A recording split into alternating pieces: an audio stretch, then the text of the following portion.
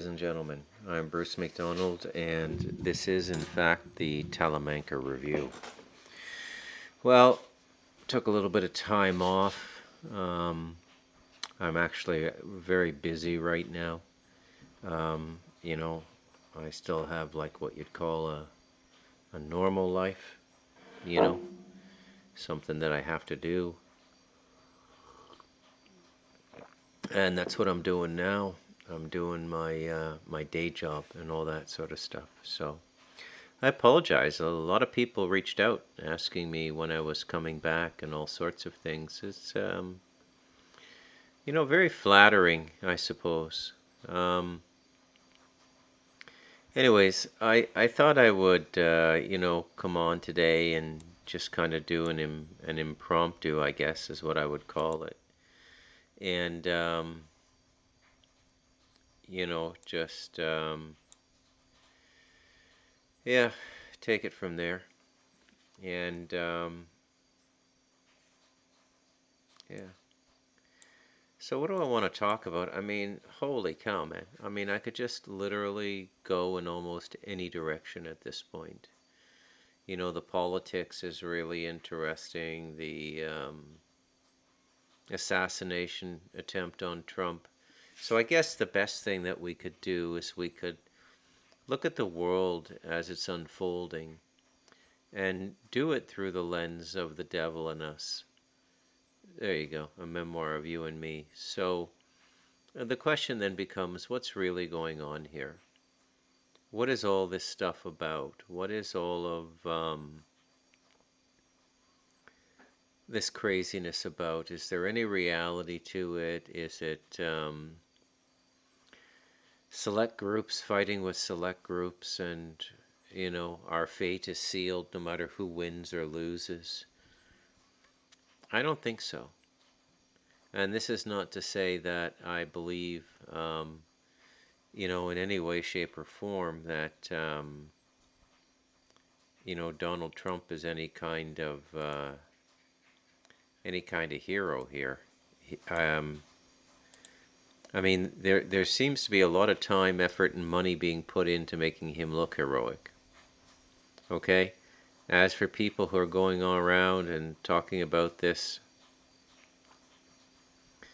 being an act of God or something like that, well, I'd be very careful what I call an act of God. But that's just me, you know. But it does seem as though the guy is going to get in. I mean, I don't think that can be denied. I don't think that that can be put aside in any way, shape, or form. That we're going into another Donald Trump presidency. What does that mean? Okay? What does that say? I see so many people talking about this topic. And everybody just sort of projects something onto it, Very politically savvy, but in some ways cynical people might look upon this as a deliberate attempt by Trump to curry favor through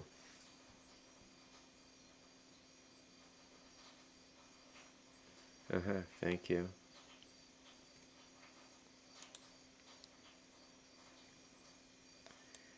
Yeah.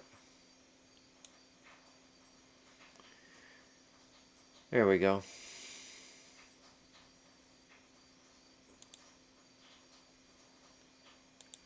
Sorry, I'm on a new platform tonight. Also, I should also be completely honest and tell you that I'm on, this will be 4 days of no eating for me.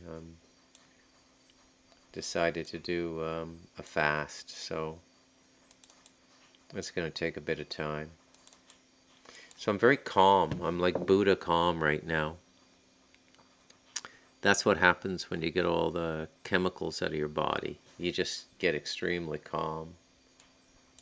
And this doesn't seem to be helping at all. Okay. So what is it that I want to say tonight? I mean, why did I even come on here? I'm starting to wonder. I thought maybe it would just be best if I waited until I finished my work and then came back to podcasting. Because when I get busy, I get super busy. It's like, I don't know, man. It's like I wake up, I start working, I work all day. I take little breaks here and there, watch YouTube videos and stuff. Like, you can't work continuously for 16, 17, 18 hours. You can sit at a desk for 16, 17, 18 hours, but you got to take a little bit of time to get your mind off of the things that you're thinking about and come back to it afresh. But so that's what being busy is for me. It's just like being at your desk all day, every day. I don't seem to see enough. Let's try that. Let's see if that's good enough. Yeah, okay, yeah. Just got to make sure I have enough volume there. Okay. So this podcast is called Back in the Saddle, and it just means that I'm podcasting again. And I suppose the question that's most on my mind right now is, how do we interpret these events that are going on around us? It seems in so many ways like the Democrats are just folding up, and then on the other hand, you hear about all of this activity going on in the background. To have Biden step down, he's got the COVID now, which would be a useful excuse for him to step down.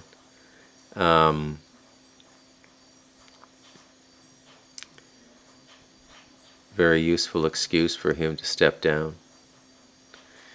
And then you got Trump, man.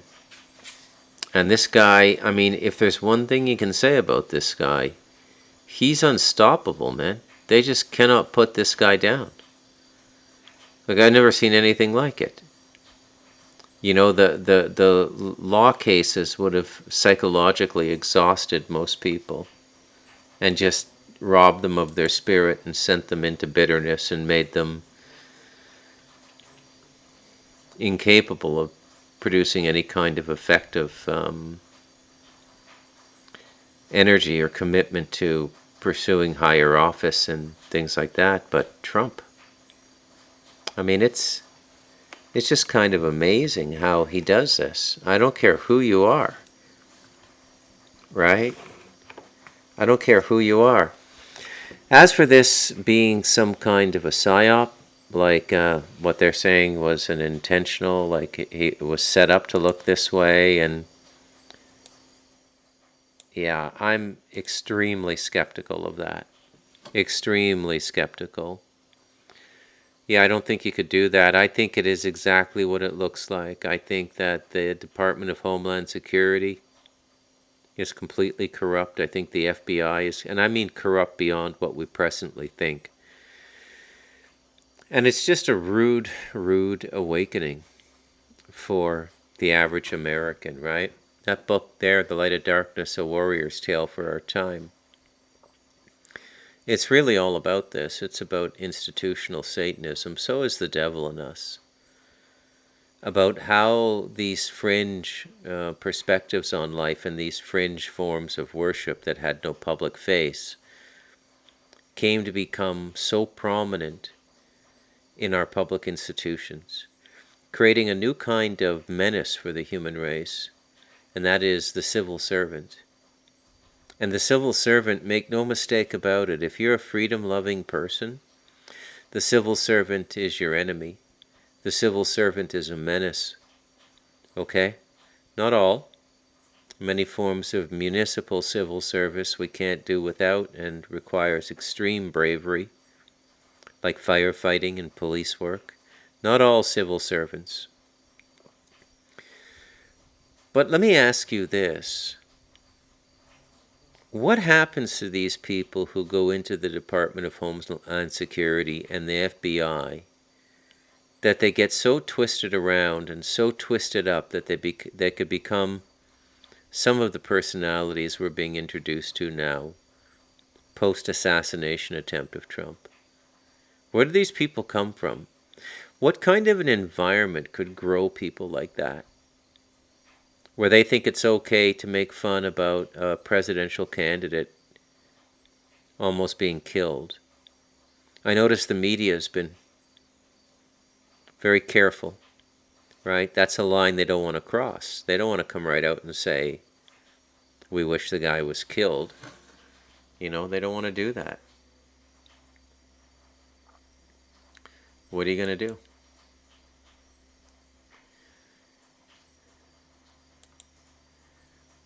What are you going to do? I'm on my Linux box tonight. I go to Linux when I get really busy.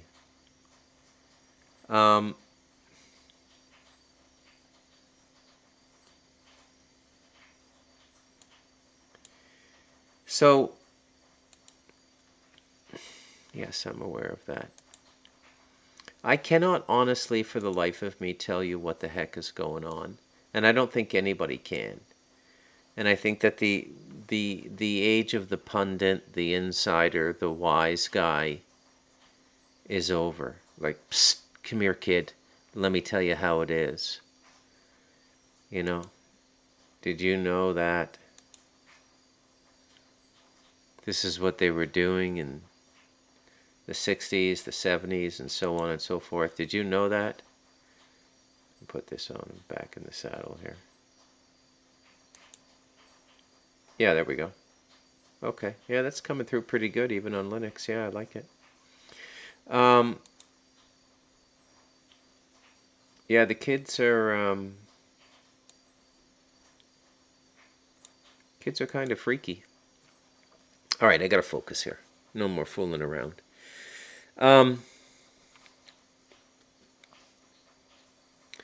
I'm going to tell you what I see as the author of these books that many of you have read, as the listener of this podcast, the Talamanca Review, as many of you do. I'm simply going to tell you what I think, or for lack of a better way of saying it, what my working theory is. I'm going to tell you my working theory on what's going on in the world. Oh, by the way, last Saturday I was talking to one of my nephews. He's 14. And he told me, and I quote, that he was told in his school by the teacher that Trump was evil because he wanted to build a wall at the Mexico border.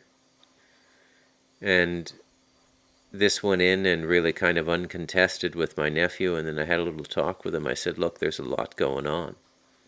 Very difficult to say what's right and what's wrong in a circumstance like this. And you have to understand what's going on in the United States. Turned him around a little bit, I think. But here's what I think is going on.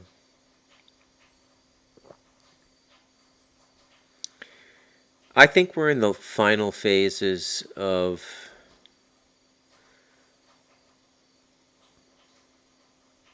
so everybody uses the word simulation. I'm trying not to do that. I'm trying to find another word. I don't want to say simulation.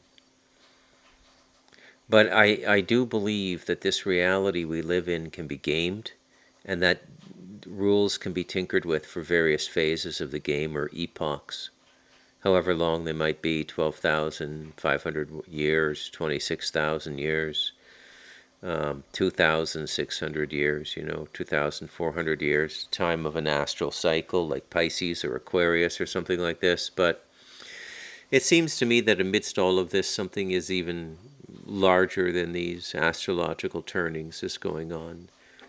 Something not normal, something that the human race may not have seen before, however dramatic that sounds. But I think, yeah, there's something on that scale going on now. And as we prepare for a new way of engaging reality, and that's what we're doing, okay? Because if you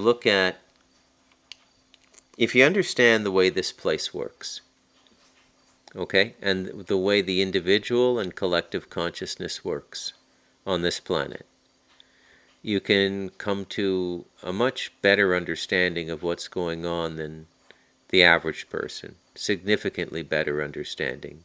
actually. But you have to be able to ask the right questions, and you have to understand the guiding energies. Okay? So what really guides a people and a culture and a society is their beliefs. That's a form of container. So a belief-based culture is what most of the world has been for the last 2,500 years. Belief-based container. Meaning we were led to believe that there was no way we could have answers about a lot of things, and that just believing them was enough, I guess. Right? You believe you're going to go to heaven or you're going to go to hell. You believe you're saved or you're not saved. You believe there's a God, there's not a God. It doesn't matter if everybody in the society believes it or not. That's irrelevant, really. That's not what matters. What matters is whether or not the belief system operates as a fulcrum, or a lever, the center point of a lever, a fulcrum, by which to do a lot of heavy lifting, which is what leverage is usually for. You see, to get human beings to function cooperatively, you need to get them thinking the same way. Now, in an ideal world, that would be completely natural and centered in the Creator. I suppose at the beginning of a golden age, that might be what it's like, where people just think of the collective more than they think of themselves, think of their family more than they think of themselves, their neighborhood, their community, all of these sorts of things.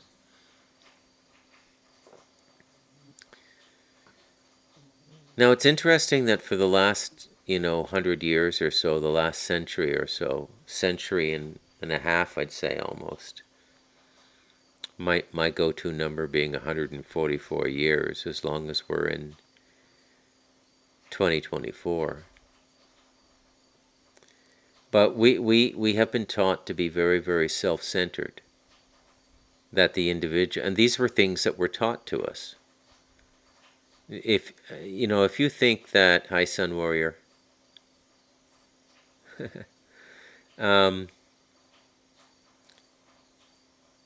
if you think that this isn't some form of, again, I'm looking for a word other than a simulation. The reason I hesitate to say simulation is because simulation produces victim consciousness. A simulation is something that acts on you. You don't have any power. You don't have any say. And it's not like that.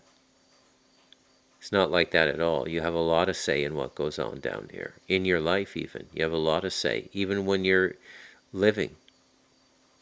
It all depends on the level of consciousness that you achieve. You can redesign a life mid-life if you come to enough consciousness. A near-death experience is in many ways an opportunity to do that, to reorganize a life. And the NDE was usually written into the life. Meaning that the person born knew that that was going to happen in that life before they came into that life. And then we get blanked out when we come here, right? That's what happens to us. We get blanked out. We don't remember anything. And then we move. How do we move? Well, we move by our feelings. We move by a kind of inner direction if we're really well attuned to ourselves. It's really no more complicated than that, and I think that that is the lesson of this planet, is learning to move through feeling alone. Not a panic, not a reactive feeling, but something else, where you learn to move by feeling alone. Kind of amazing, actually. I think so anyways. I do. Kind of amazing.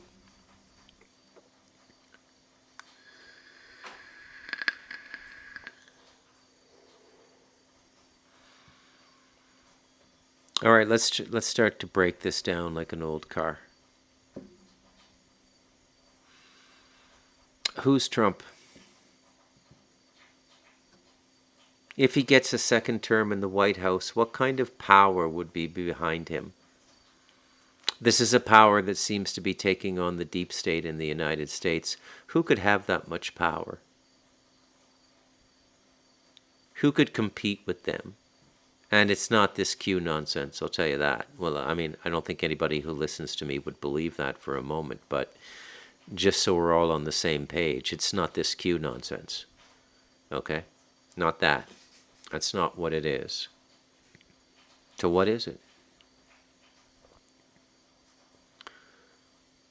What is the narrative here? What is the force behind the scenes? There's only... Thanks, BB. I don't know if I'm going to go back to every day, but I just thought, Saturday night, it's 9 o'clock my time, 11 o'clock Eastern Standard Time. I might as well come on and do a live stream. Just talk a little bit.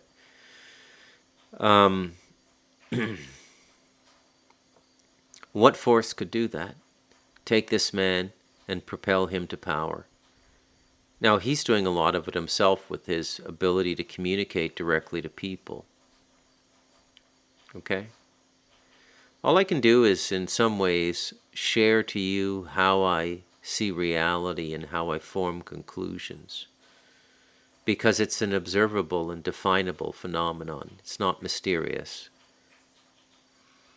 First of all, I know that the human race and every life and every group of people bound by a certain thing are in a causal relationship with their timeline and their reality. That means everything they think and do is affecting the way their life is going to come about the next day, the next week, the next month, the next year, and decades into the future. The way you think. Okay, so that's why it's very important that the way we think is clearly monitored and clearly influenced. I don't say control, because I don't think anybody can control a clear thinking and a clear perceiving human being. I think it's too difficult. But this idea of freedom, the 1776 spirit of America, is it possible for a group of people in that high number to live as freely as the United States has lived, or does some form of government need to be brought about that reins people in? Is that what the Democrats were trying to do under Biden? It certainly looks like it's what the Trump team is going to do with his vice president pick. And I don't think I need to say this out loud, but I will. I mean, those guys are completely owned by the most radical and orthodox and contemporary of the Orthodox schools of Judaism. And here I'm talking about Chabad Lubavitch, which, if you don't know much about Chabad, it actually began in Lithuania in the mid-late 1800s, around 1880. Very similar to the timeline of The Devil in Us. Yeah. In fact, let me look that up, because that's actually useful. So,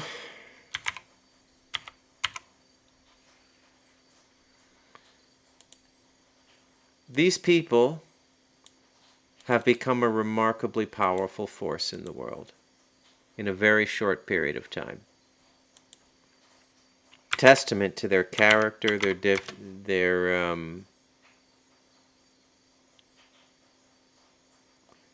Chabad Lubavitch. Okay, here we go.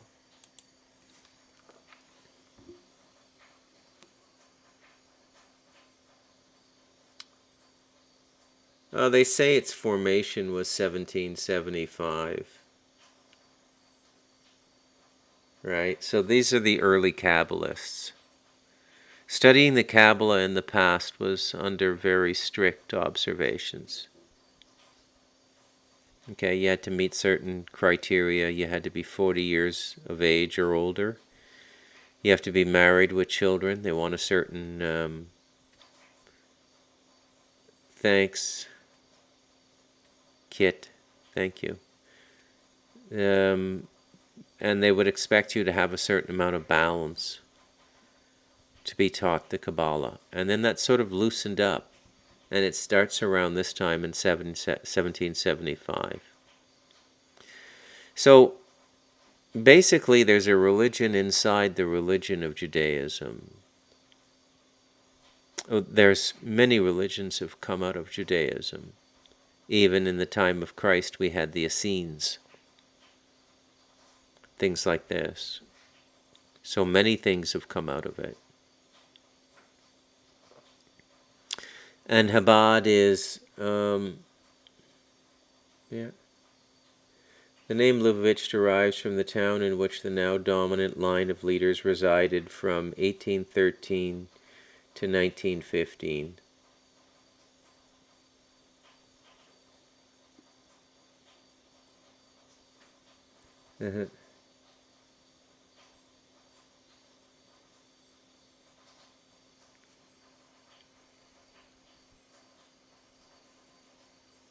Yeah. So they're headquartered in Brooklyn, New York now. These are those guys that had the tunnels and the dirty mattresses.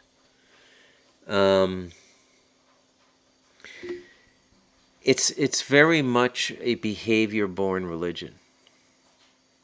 And I don't have a whole lot of use for behaviorist religions. I don't think that they're of any real value to anyone. In fact, I think that they're almost always and invariably some form of mind control. And it would be no exception for the Jews. In fact, probably even more pronounced in its expression of mind control. You'll find very often that the people who do very well in this world at this time consciously or unconsciously have a connection to something like this.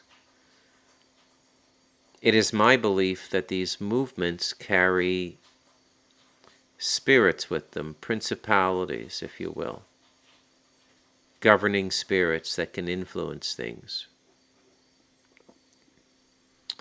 And the spiritual relationship is maintained through the behavior and through the commitment to the rules. And like all spiritual energies, it can derive a benefit, right? You can materialize things in this reality. Power, control, money, things like this. It's really, really magic is what it is. But in my estimation, Donald Trump is completely owned by these people. Even when I threw my support behind him from 2016 to 2020, I was very careful and very habitually mentioned this might not go as well as we think it's going to go, right? And this is why. And even back then, I could see the dangers that Chabad posed. Okay, now what do I mean by the dangers that Chabad poses? Well, you have to understand what these people believe. And you have to understand perhaps a little bit better what I mean when I call something a behavior-based religion. So the behavior-based religion is very much the definition of a cult. They control how you dress, how you groom yourself, how you behave. Okay? Now, an experiential spiritual path is all internal. So you would be taught certain lessons about how to gaze internally, how to meditate, how to do certain things. You would try certain things if you were under structured unfoldment.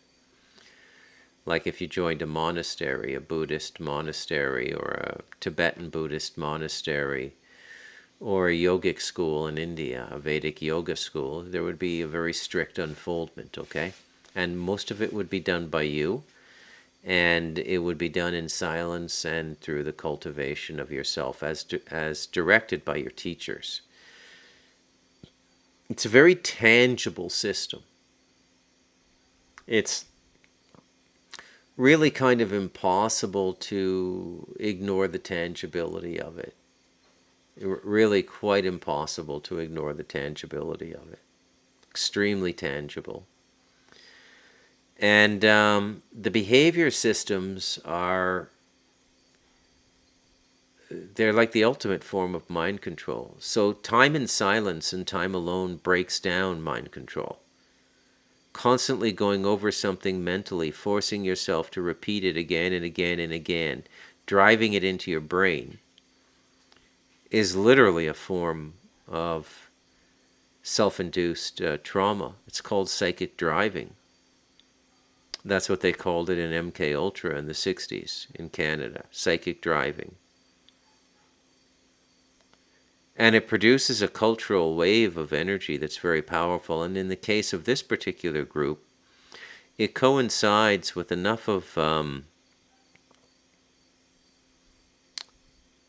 money put away and enough power in terms of access to power. You can get the powerful people's ears. That this is a real possibility. You know, people say to me sometimes, Bruce, don't you find it a little bit fantastical that a small group of people like this could be doing this and they have no visible military, no nothing? And I say, no, I used to. Not anymore. I used to feel that way, but then I became aware of the fact that this is something that can be done actually quite easily. And it's literally being done right in front of us right now. The only thing I don't know for certain is whether there's a benefit here, whether there's a force majeure, a larger force at play here. And the people who I'm noticing and documenting what they're doing at this time in history don't have a reason beyond selfishness and the gluttony for power to do it. That there may in fact be a legitimate reason for doing it. I can't see it. And I've looked. That's an important thing, okay? Because I've looked, because I don't want to assume things. Because I don't know. None of us really know. Why is this third temple and running the world under Noahide law so important to these incredibly well-moneyed people? These religious fanatics. And it is a form of fanaticism, their religion. Yes, we're definitely living in a stressful time. There's no doubt about that. But I don't think it's incumbent on any one group of people to take it upon themselves to try and save the world. I think it's ridiculous.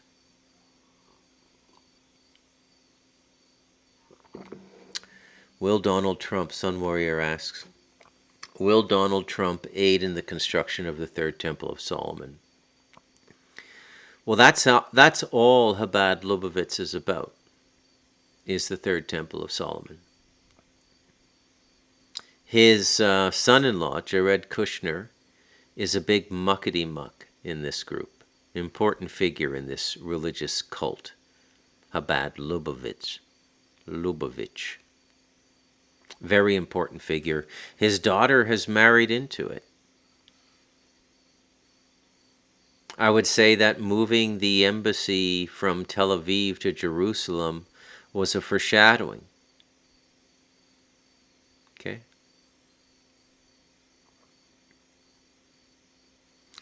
If we look, and I will say this, that this is one of the things that sort of bothers me about the Jews, is how that they're very disingenuous in the way that they negotiate. They know, and we know, that they want the Al-Aqsa Mosque. They want the temple site. But they don't come right out and say it. They don't come right out and say it at all. In fact, they go to their way to suggest that it's not a priority for them. But I think it is. I definitely think it is. And if you know the kind of power that Chabad has, and at the very least it would be a very powerful group to interact with, because anybody that does as much ritualistic practice as they do is going to have a certain cachet of psychic force, if you will, the ability to affect things. Psychic force. I don't say spiritual, but it's definitely a psychic force. Tremendous psychic force in the Orthodox movements, because they're channeling so much energy into these templates, the templates that they study. the Kabbalistic template. Where's all that energy going and what's it doing?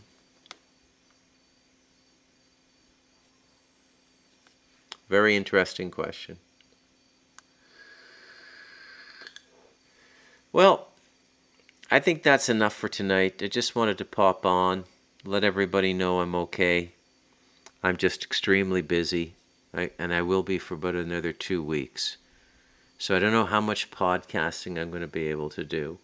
When I'm not working, I just kind of want to veg out. I don't have the energy to podcast. But I'll be back to it soon enough. I'll be back to it on the regular.